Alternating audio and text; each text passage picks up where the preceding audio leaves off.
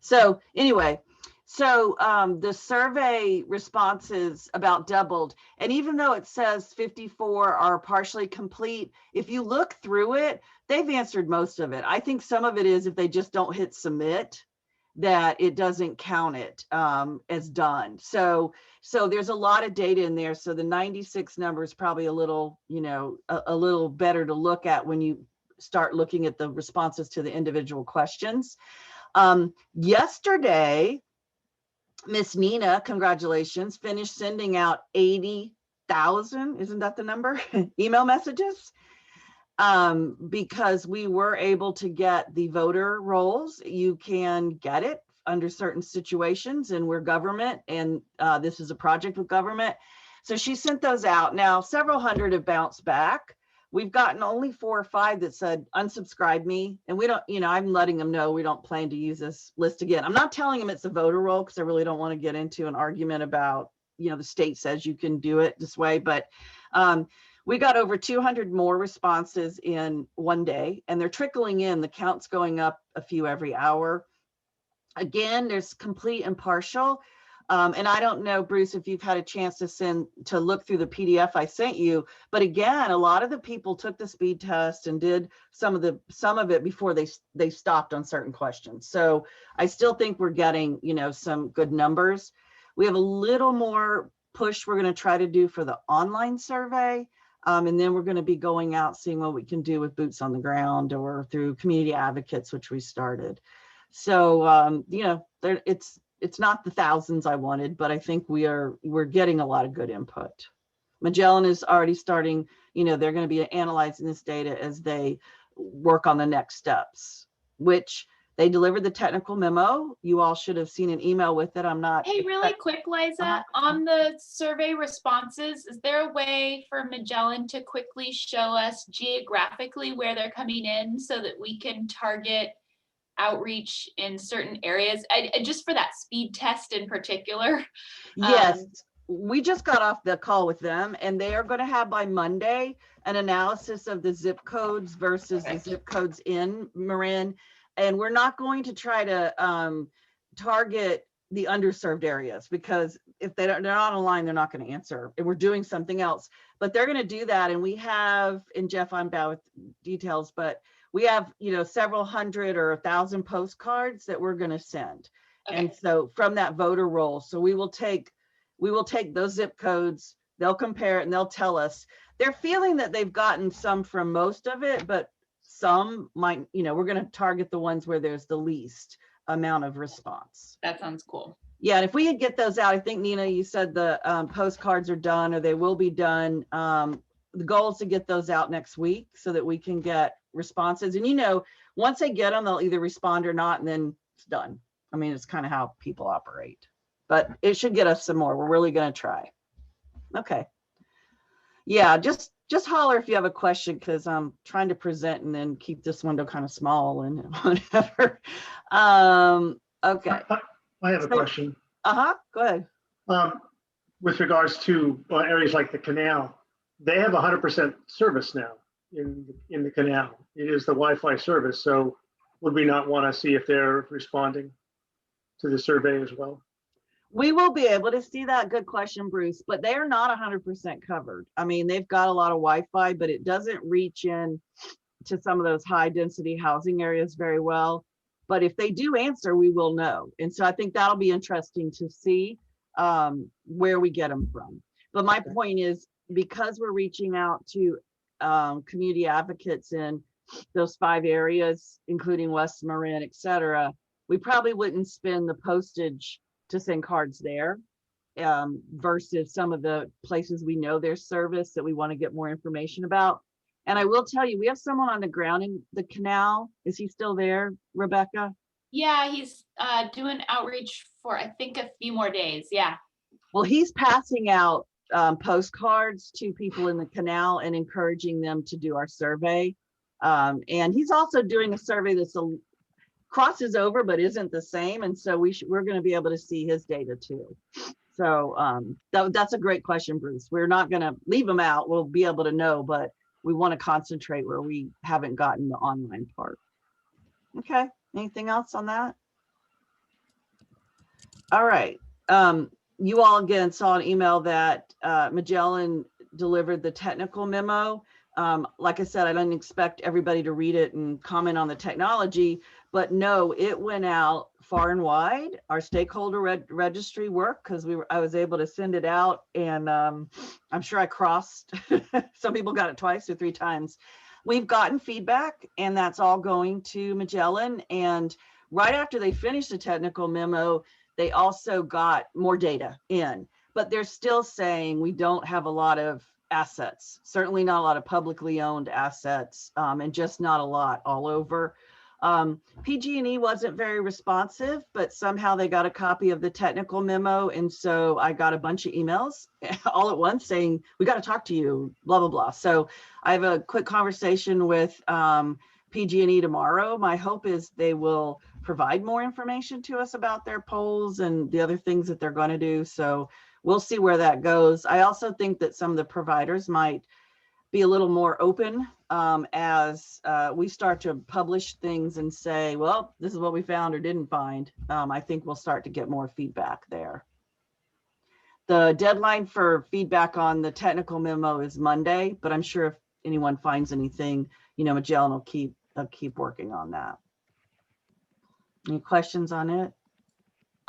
Also, can we maybe early next week let us know who you haven't gotten feedback from, because gentle nudges from particular people might help if there's a group in particular that we think we really want to hear from. Okay, I'll have to ask Greg who that is, because I am telling you, I probably sent it out to 200 people. So I don't know, and I don't want to bug them again, but those who really had interest in it have fine-tooth combed it. But I definitely will see, because we can, that'll be the ask. They're not going to reissue the technical memo because it was an early deliverable, but they'll take all that, they'll correct their findings, and as they get their final deliverables, it'll be in there. But that's a good idea. I will ask Greg after they go through the feedback if there's anything else, or anyone else they felt didn't reply that they needed something. They are still pinging the groups that we need information from. Like, they're still going after the water districts. They're not giving up, but they just felt they were getting close to the end of the data they were going to get. Do you want us to send that feedback to you? You can send it back to me, and then we're sending it on to Greg. Now Bruce, you have a direct channel with Greg, so you're welcome to send it to him and copy me. It's really up to you. Okay. And Liza, if there are particular organizations they're not getting a response from, you might just, let me know, and I might know someone or know the director or whatever, or I might know people that know people. Great. That we can get a response. So sometimes it's just getting to the right person. Absolutely, and I appreciate that. You all have already done great work helping us get names and find them. So that's definitely a great idea to do that next week. It probably won't be Monday at the deadline. It'll probably be a little bit after that, once Greg's able to compare that to the memo, to what the answers they still haven't gotten from the particular agencies. So thank you. Okay. Good. So I did a presentation to the Marin County Commission on Aging, their board, not the entire group. The aging community, or the older adult community, is really very interested in everything that's going on digital Marin. And so they asked me to come. They're really going to be very supportive of us, these commissioners, and they're countywide, plus their cities and towns. They're assigned to certain cities and towns. So I reached out to them. I think they're the group I reached out to yesterday as community advocates, asking them, really, how do we get at the aging population, because they're not all online. And so I've already had a bunch of responses of, we want to do it all. We want to do a focus groups. We want to do particular surveys. We want somebody to ask and have one-on-one interviews. So they're very excited. And so we want to make sure, since they're a growing percentage of our population, and that we get the input from our aging, our older adults. And so I think I'm set up to do 2 more presentations. And then, like I said, my mailbox is full of folks who want to volunteer and want to do those focus groups. Okay. Milestone, all work groups have met for our communities, and they're moving forward. Some are further than others, and we'll see that we have our chart we've updated. And congrats to Michael and Rebecca. Under Michael's leadership, you know that the Government Emergency Management Group was able to launch pretty quick because of the meetings that were already in place and just energy and timing. And so their focus groups are done. Yay. And the data analysis is underway. So Aiden, our student, our college intern, is starting to go through the analysis from the surveys, the follow-up surveys, the focus groups, one-on-one interviews. Thank you, Rebecca. She and Michael both actually have done a lot of one-on-one interviews when they couldn't get people in focus groups. So we're going to start he's looking through that data and starting with themes and findings from the data. And Magellan's really happy because that's what they're doing too. And so they want Aiden to share with them and talk back and forth. And so as we get these other work groups for the communities, or we get the focus groups and surveys done for these communities, we'll be doing the same thing. As many people who want to look at it can take a look at it. And Michael, since you are going to have to leave, maybe just quickly you could talk about the next steps we're going to have, because you have a plan for like meetings and. So, well, partially echoing what you said, and I would, I don't know Aiden's background, but I know when Rebecca and I met with him, he knows what he's doing. He seems really great. And so I was very happy with that meeting. And so he's gone through all of the surveys from folks that couldn't attend the actual meetings or focus groups. We did a follow-up survey with everyone who attended and everyone who didn't attend. Likewise, all the notes from all of the meetings. And so, as you mentioned, he's going to be pulling together some themes. And what we talked about, which I think is important, is for those of us in the working groups to be able to dig down, to build trust, so that the next steps for us is Aiden's going to be going through all of this and pulling it together and really doing a big spreadsheet with all the comments, and then how many times people made similar comments. And then based on that, it will be an iterative process. He'll create themes from that. But I think the key thing will be that anyone who wants to on any of the working groups can, we'll be talking, with a presentation, maybe with 5 themes from government, but anyone can go and drill down and look at where, why were those themes, chosen. And, maybe folks will have their own opinion if they want to spend the time to really look at all the way down at the data, so that the trust is there. We're not making up these themes. So that's key. The next step is once Aiden pulls that stuff together and the themes, we'll have a meeting with Liza, and I don't know, I forget who else is there, like 3 or 4 other folks, to just look at it all and process it all. And then Nina is actually scheduling, I think Aiden's going to schedule that meeting, and then Nina's working on scheduling our actual government work group meeting. And then we'll bring that stuff forward to the government emergency management work group for the group to process it. And those that want to take the time to really dig in can, and then we'll have a work group discussion.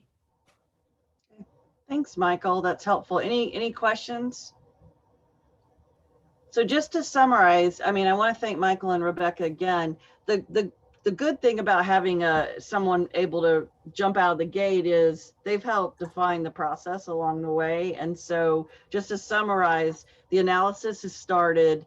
Other people are read through it, but the formal analysis, and Aiden has a background in surveying and analysis, so we're happy he's on our call now, and just that he's here. There'll be a meeting of the admin team to try to, help package it and look at it. then the work group meeting, certainly the ESC will have access to it. You have access to a lot of the information now on the Teams site. The focus group information is being posted to the external team site under the different communities. So you already could go out and look at it, but then, you know, seeing the theme, seeing the write-up, seeing the presentation. So great, Michael, thank you. Liza, could I, before I sign off in a little while, just wanted to mention that I was approached by LAFCO, the executive director of LAFCO, to be on a panel about shared services. So I just received the email with who's on the panel, and I think there are 2 panels or something. So I'll forward that to you just so you know. I don't know where this is coming from, but just so you know that it's going on. Okay, thank you.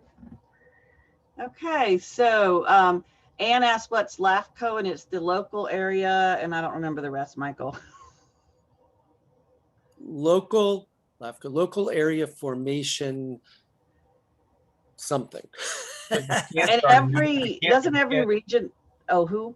You can't start a new agency unless LAFCO says you have to put your whatever work you want in an existing agency. It's to keep agencies from proliferating. That's what it's all about.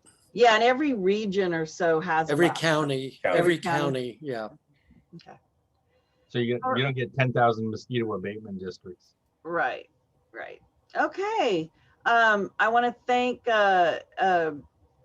Jeff, who put together our email group. So now if you want to send something to a whole work group, these are the email addresses.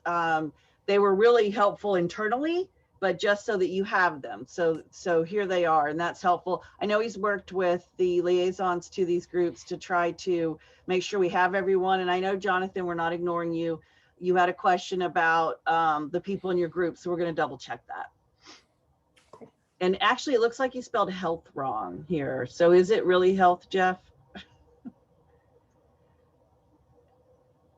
You're talking on mute. I will double check. Okay, should be health. Just saw that. Okay. All right. So those are out there, and they'll be published. Actually, where you can find the stakeholders registry on the external team site under stakeholders, this list is out there too, right, Jeff? Of the work group members and emails, because I thought I saw it today. So he's probably still on mute, but we're going to keep going. He's on mute. You're on mute, Jeff. Okay. I try to understand what the question was. It's all in the share. Right. The stakeholder register. Yeah. Yeah. Okay. I just want to touch on outreach a little bit. You all already know we've got our resident survey in 3 languages, and we've got our business survey in 2. We are going to continue to leave them up for a while. Magellan's going to have to put a, you know, kind of a stake in the ground in mid-April to say, you know, at some point we're going to say we've got enough to do our analysis and continue with our work. But we're probably going to leave it up longer until we at least finish all the focus groups and kind of one-on-one interviews. It doesn't hurt to get more information, especially around, you know, public opinion and needs assessment pieces. And then this is our updated chart. And again, any of the groups, the 6 communities that have work groups, all the kickoffs are done. We've got, you know, members named for those. We have the strategy. The health and community-based organizations did have their work group meeting. We're very close to the strategy. We just need to run it back by the work group. But we're really starting to move along with all of the public outreach. And like education, once there were a couple of work group meetings, we've already had 2 focus groups, and there's 1 more. And we just had a work group meeting like what, last Thursday or something. So it starts happening very fast. Same with planning and transportation and public works. You know, they're what, 3 meetings this week or something. So once it gets started, it rolls pretty fast. Liza? Can I make a couple comments for the good of the group? Oh, absolutely. I was going to ask for that. Okay, so good afternoon, everybody. Mike Blakely. I haven't been able to attend a lot of these meetings, but I wanted to comment here because obviously as you look on your screen, you can see that there has not been a work group meeting for business and economic development, and there is not currently a work group around that area. As you all can imagine, the business sector in Marin County right now is swamped, and they're swamped with a couple of different things, which includes just trying to keep their businesses just trying to keep their doors open. But there's also been a flurry of financial relief programs over the last 6 to 8 months that these businesses have depended on. And there's more coming down the pike. And so it's really difficult right now to get the attention of businesses to take time to do a survey, no matter how simple it is. I mean, we work to make the survey as simple as possible, but it's no surprise to me that there's such poor turnout. On the flip side of that, our organization with all the chambers and Marin Recovers just launched a business survey, which we absolutely needed to understand the sort of financial demands on businesses right now. And we had about 1,300 responses. So the businesses are as you imagine, they're responding to what's of their main interest. And I think right now, this subject is just not a priority for them. And so I'm letting everybody know that to manage expectations going forward. But the second piece of that, and I guess I put it back to the group or to you, Liza, is, is there sort of a minimum threshold of input that we need to have from this sector, for things to be credible? I mean, is that a risk right now with such a low turnout, or is a survey just a survey and that's just a very small piece of this? What is the expectations from qualitative input from a work group? I mean, I just want the group to understand what the environment is out there. Yeah, thanks, Mike. And just to fill that in, Mike did a great job with his knowledge, both of, helping create the survey. Marin Economic Forum had just done a survey, so we have that data in the last year. So we didn't ask some of the same questions. And third, very extensive network. So I want to thank him for all the chambers and business groups, et cetera. So we did, a lot of outreach. And I think you're exactly right, Mike. They've got to worry about business continuity. When we talked to Magellan today, it was when we talked about the number of business surveys. They're not really worried about that. Their past experiences, they don't get a ton from business. And really what they were most concerned is if the businesses would provide information about their services, who do they have, or the speed, or any of that stuff, speed test. So they're not overly concerned in this. I have some concerns in making sure that their needs are met. And so after we get a little further in this, we may have to really look at the survey that was already done, this survey data, maybe trends in other counties kind of like us, and just see if we can come up with some areas that maybe we run by them, 4 or 5 months from now. I don't know, because I hate for the business community to be left out. Because Mike, something you said to me when I asked you to participate was, it's really a bad time for us. We have all this, but I'm not going to walk away because it's vitally important to business. And so I think that we'll just have to see what we still need. But Magellan's not so worried about in terms of the work they're doing with the physical inventory and some of those things. And well, then another approach here is for Magellan to help us identify the type of company that we need input from, right? Obviously, the input from a games developer might be richer than that of a restaurant owner. Mm-hmm. So there is probably an opportunity, after we begin to have some substance, to perhaps make a more targeted outreach to the businesses that whose input, may be really valuable. So that's also something that could be an option down the road. Absolutely, Mike. And I think we're going to do that with other groups. For instance, after we do the data analysis for government and emergency management, if all that's done and there's holes, then we may go back and do individual interviews, which Rebecca and Mike have already done some, or we may go back and like you said, target just a group, because, you can shotgun it, but at some point after the analysis, then we can figure it out. But that's a great point. And I should have said that overall. I think we're going to be doing that for all the communities to see if we need to fill holes. And then, Rebecca, you had a comment? Yeah, I'd be curious, Mike. I don't know if this would turn into maybe some one-on-one interviews, but I'd be curious about the future of work and the conversations at the regional level around work from home and businesses and what that might look like in Marin. and how that plays into some of this stuff.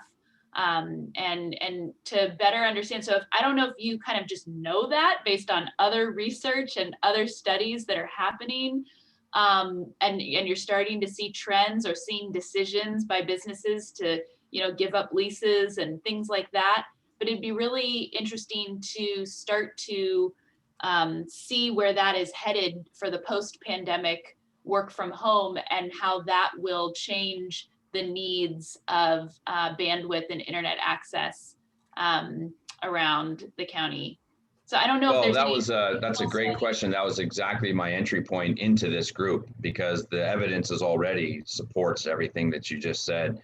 And there is, as you mentioned, tons of ongoing research and data collection about that and planning around it, to be frank. And one statistic that you all should know is that Marin County, I think something like 60% of our workforce was able to work from home, according to one data point. So we know that it exists. We know that it's going to be an important part of our future. And so that's why, that's something that needs to be considered in this plan for sure. Yeah, so some of those bringing in those regional data points, because we're also part of a system, right? So a company's decision in San Francisco might affect a lot of workers that live here. And so like, if you could even, that's a passive way to, information that's out there that we can bring in rather than bother our own businesses that are struggling. That would be really helpful. Yeah, send it our way. Ross has had his hand up, and then I think someone else does. So Michael, we looked at this 20 years ago, and the measure that we found most significant was the Marin airporter traffic, people traveling out of Marin County Sunday night to do consulting gigs all over the United States. And their ridership and their number of buses they run has dramatically declined. So that was a transition from consultants working in person in Detroit to working remotely from Marin, and we were able to upgrade the networking then. But I think that same measure could be valuable now. So I suggest talking to Marin Airporter and looking at we work with it's a great factoid. You should know that we work very closely with the Transportation Authority of Marin, and we track things like vehicle miles traveled and those other data points to try to measure what's happening. If you weren't all already aware of it, Marin has this imbalance where 60 some odd % of our jobs are filled by people coming in from out of the county, and those are mostly low wage jobs, while our higher skilled professionals leave the county for work, or as you said, work from home. But I think this conversation raises that, I'll try to find some research that we have here to get it to Magellan, because maybe we need to, and I have to admit, I have not yet looked at the technical note. But I certainly think that whatever report we put out, the strategy itself is going to have to address these things. So I'll try to find some information and data that we could forward to Magellan for those purposes. Yeah, thank you. I think there's that workforce transformation is going to be a big part of Marin's future. Okay, thank you, Ross, and thanks, Mike. Anything that you find, you can even just point us to it. And Bruce has his hand up. Yeah, just a question on when you said 60% of Marin workforce was able to work from home, that is employers with employees. The employees were allowed to work from home, not that they had the capacity to do that. No, those are actual Marin residents that have jobs that actually stayed home to work at home. Yeah. Oh, good. Okay, thanks. Cool. And I know, Rebecca, I don't see Elise on the call, but I know you all were following up with the airport, Marin Airport. I saw that somewhere. Yeah, we're working on getting a contact. We had our transportation sector focus group, which was really great. However, we didn't include Marin Airporter, and someone on the call brought up that. So we're going to try to do a one-on-one interview with them. Okay. So I don't know, Mike, if you have a good contact, maybe pass it along to us so that Rebecca can, they can reach out to them and get some of that data. Thank you. And there are some questions in here. Anne asked Mike if I guess the new survey asked anything about digital connectivity, or was it more about funding? No, it was really related to funding and other business operations, but not on that connectivity issue. Yeah. There was at least one question in the survey you all did within the last year, though, because I remember as we looked through it. So, you know, we will get the data and we'll fill in the holes. But Mike, thanks for the context. I think it's really important to know right now. Okay. Any other questions or comments on the progress? Seeing no hands and hearing none, I'm going to move on. You all have seen this slide, but just so you know, as this gets sent out to you, if you have questions about the kind of stuff that we're hearing versus what you think we might want, this is just the list that's been there for a while. Okay.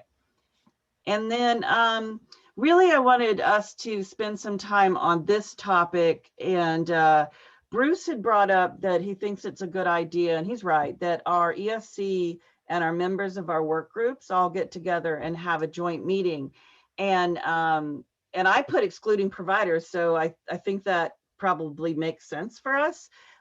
Too bad, Javier. But just trying to think through the topics and the timing, because my initial reaction was, oh, great idea. And then I'm thinking, okay, if we're all going to be there, we should have some kind of substance. Because my fear is if we have just let's get to know each other or brief each other about where we are, we may not get the participation, because it's hard for people to get away, even though the virtual aspects made it easier. So Bruce, I'm turned over to you because I'm just paraphrasing some emails. And then I would just love to hear what people are thinking in terms of topics and timing to really have a community meeting. So, yeah, I mean, I only suggested that because it's really kind of hard to find the center on this project. And all the discussions that we just had are kind of around that. And I would expect that to be the biggest challenge. And so my thought was just that we didn't do a lot of, listen across, learn across during the first few months of this project as an executive steering committee. We didn't do a lot of idea exchange or, a strategy approach or just cross education of things. And so we have I think a little bit of catch up work there to do. And like with our group, I had hoped that they would be learning inside the work, probably inside all the focus groups, that they would be learning about what the discussions are, what the issues are and whatnot. That isn't happening. So our group kind of has nothing to do, sort of a little bit. So my only thought there was that, having a large group meeting, people could ask questions across groups, but it may be too large of a setting to be effective. Okay.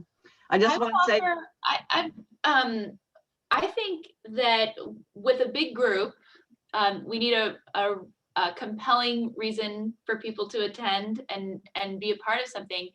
And it feels like this is just a brainstorm idea, but once we have data that's been collected from the focus group and analysis that has drawn out the common themes, and we start to have some things to wrestle with in order to get to a strategic roadmap, we've got to wrestle with some of that stuff and prioritize things and hear what people think about those. And that might be a really interesting thing to facilitate with these work groups and meet the goal that Bruce, I think I love what you said about learning across these different sectors.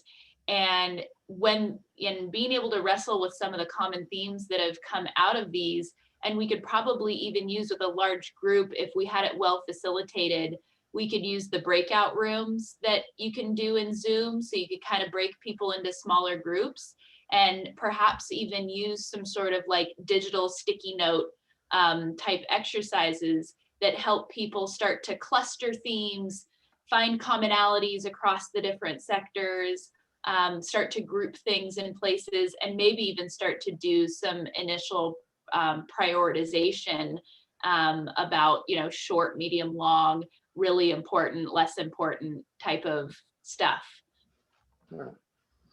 Let me just jump on top of that as well. Magellan has the vice president of something Magellan. His name is Jory Wolf, and Jory was the CTO of Santa Monica for 20 years, and he developed the entire municipal network focused on business in Santa Monica.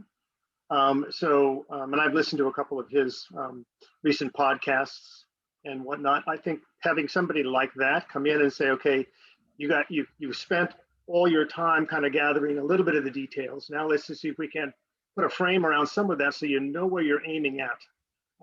And none of us can deliver that because obviously we're not, that's just not our experience, right? So I would think to be able to have somebody like that come in for part of that meeting anyway, to give us a framework would be helpful. I think those two things go together, Bruce. And Jory is very active in this project. And in April, they're going to start delivering more of their deliverables. A lot of the focus groups will be done.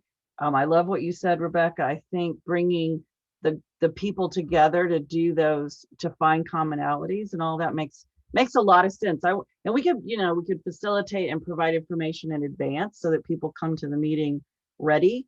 And that's really what I wanted to get at, is what kinds of things make a lot of sense that'll draw people in to a meeting like that. And Bruce, you're right. We need that cross-pollination. We have divided things up, sort of divide and conquer, but we've got to bring them back in. Other thoughts, comments? I have one more, if I might. Yeah, I think the one thing as far as infrastructure is concerned, we know we have Comcast and AT&T, and we're going to learn about what services they deliver and to whom and how much. But most counties of this side with this level of wealth have two providers. AT&T came in 2018 and 19, and they put in fiber to the driveway in about 50,000 homes here that wasn't there before. Before, all they had was low bandwidth DSL services, but they built it up as like Bantu stands. So maybe all of Marin, we'll find out that all of Mill Valley is covered with new fiber, but only sections of, say, San Rafael, of San Anselmo, like in Butterfield, is covered, but other sections are not. And that's, what was my point now? Move on. Okay, you'll probably remember what you were gonna... I'll remember at 3 in the morning is what I'll do. Oh no. Other ideas or thoughts or reactions to really going toward this target of pulling back together what we've learned and the themes once some of the data analysis is done? Bruce has it. You remembered. Now I remember. Okay, so I think we do at some level need to put ourselves into a thought experiment and say, what if we did not have Comcast and AT&T? What if they just went away? What would we do next with the assets that we do have at our disposal? And we have some considerable ones, like we have the Smart Fiber, we have the Zayo Fiber from George Lucas. So I think we need to sort of like say, how can we overlay what we have onto something like that, and what would it take? Where would we get the federal funding from? Is there state funding? Is there potential for a fiber to the home municipal network? Does that get built off of something? We see successful extensions off the Zayo fiber out to Nicasio in 2016, 17. And now we're going to see some extensions out into Bolinas. Do we have enough infrastructure here to sort of build a conceptual model that will replace Comcast and AT&T, because Magellan advises us that we should take the money we're spending with those two companies and use it to do something else for an alternative network that we have more control over if it isn't entirely our network. So that's the thought experiment that says, what if those two institutions or those two companies just go away? What will we do next? And I can tell you, one of Magellan's deliverables is to provide us with a conceptual design with what they have found and not found. And in the providers don't tell them everything, but I think they might once they start seeing this idea of more government involvement and maybe less provider involvement in lighting up Marin. But I think that I love the idea of a thought experiment. I think all these are good topics, so I appreciate it, because we're going to have some more of that data and some more input from them, but we need to synthesize it and react to it. Ross, you have your So actual hand up. Am I off mute? Yeah, there's a bunch of spectrum being auctioned off by the Federal Communications Commission. Big chunks. Their strategy 5 years ago was to move a lot more of it into available for public municipal use. And so there's various auctions going on that are, people are spending AT&T and Verizon and Comcast are spending billions of dollars to buy the spectrum. I think that's an interesting topic for us to talk about, how we serve West Marin. West Marin is challenged in terms of distances. It just costs, by the time you add up the dollars to run a fiber 20 miles down a road, it doesn't matter who pays for it. It finally is a lot of money.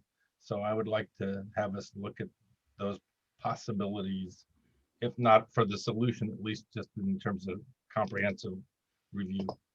And they are looking at that, Ross. It's perfect. And there's some work. So one of the things that'll be really interesting, and I think we can put out to this group and anyone interested, anyone in the work groups where it's interested, as we start to, the plan is, as we start to get more deliverables from Magellan, especially like their conceptual network design, and they're going to be making some recommendations around how to get it done, how to operate it or manage it. We'll have those out and have those conversations for the people. Maybe you want to talk more about what you're saying, Ross. How do we actually get out to West Marin and look at the conceptual design? Someone else might want to look at, okay, here's some other recommendations that we're considering and themes around how do we fix the permitting process or have one piece of software.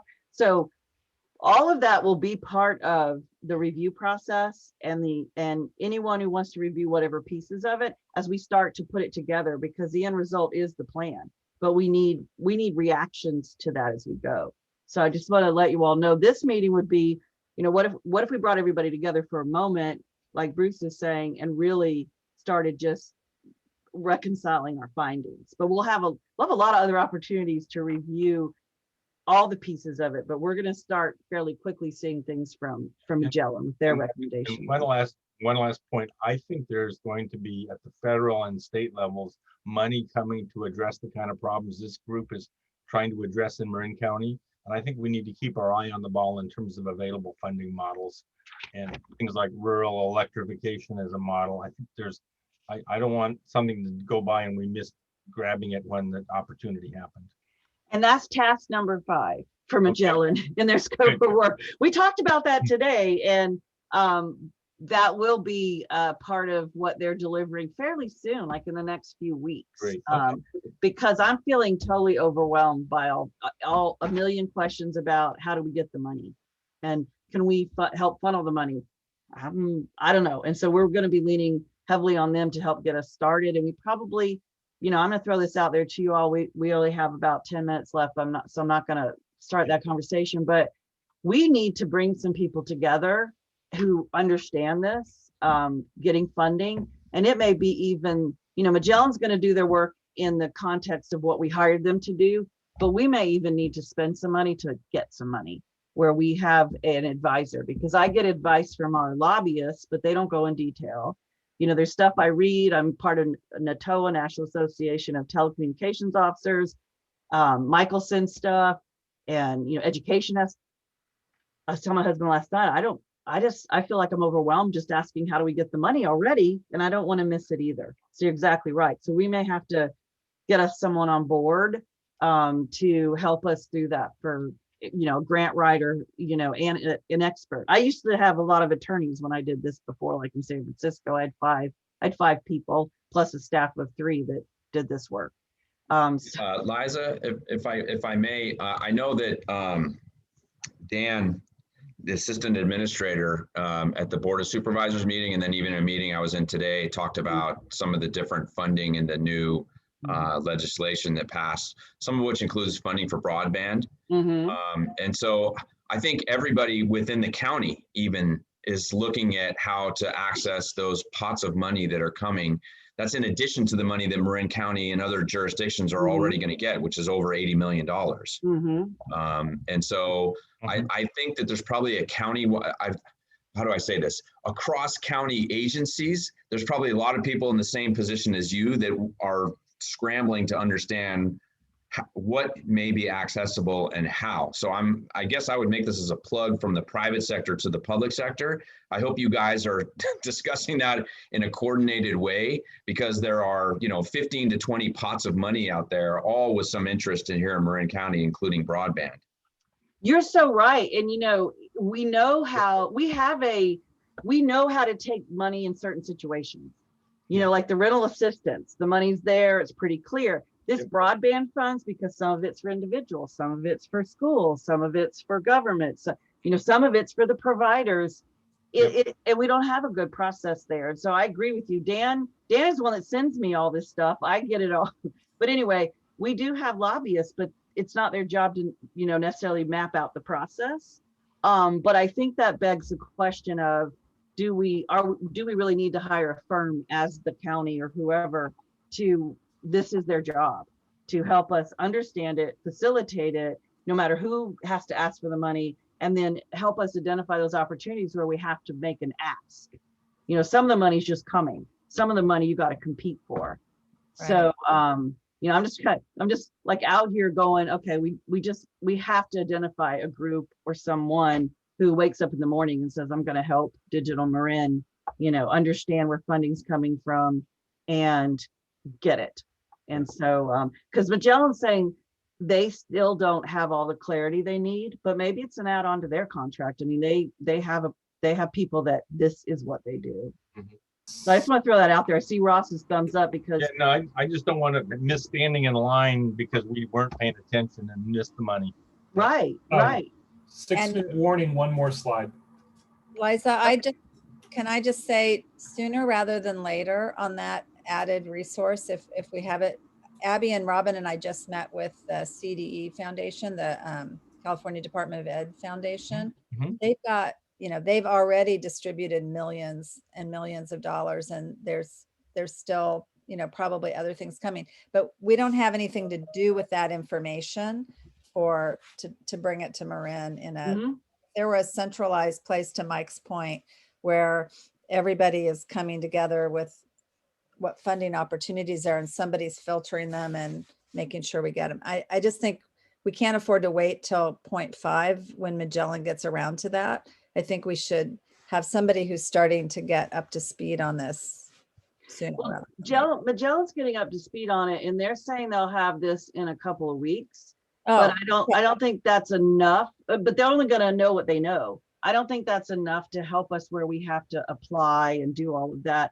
I can tell you this really started to bubble up internally a while ago, and now it's just you can't imagine what my email box looks like just on this one subject. And so I am going to look at that resource, trying to get that resource on, because we will miss it. And like I said, I think Magellan has a practice that they do this. If they don't, I'm sure we can find one to sign on, because in addition to the federal funds, foundation funds, I believe that once the state gets a little further along with their broadband action plan, they're talking about even distributing their grant funds differently and not just focusing on rural areas. Yep. So that'll change the grant process. We've been lucky getting a little bit of money through our consortium, like, $90,000 over 3 years, but we may have some opportunities there that I don't want us to miss. We need the plan to be better at it, but I don't want to miss it while we're doing the plan. So I think we're all on the same page. So if you all have ideas or know anyone or anything, throw them my way. But this is going to be a top of list to do, because I think we're hitting that inflection point and just critical mass of having to have someone help us through. Yeah. Sarah was really good at this in the library system. The minute they became eligible, she got at the front of the line and brought in funding for all the libraries in the county. So we need to be as good today as we were with her. Oh, I know someone who's done this a bunch. I think she's retired. So I'm going to look at that. Okay. All right. We're coming to the 4-minute mark, and I have a hard stop at 4. So we talked about Magellan advisors in some briefing. I like the idea of having them part of the joint work group, joint community meeting. But we also have the opportunity to have them in the future brief us, like take our hour meeting and have them brief us. I think that's better as we get a little further and they've got their deliverables done. And so, I have this on here. I think that is something that we want to look at, probably not till April, maybe May, as we start to pull it all together, maybe April. Next meeting, we've been doing them once a month. So do you all want to do that again to get us to April? And then we can look at where we are, and we might want to meet a little more frequently as we actually move into plan development. Does that sound like a good one? I see some heads nodding.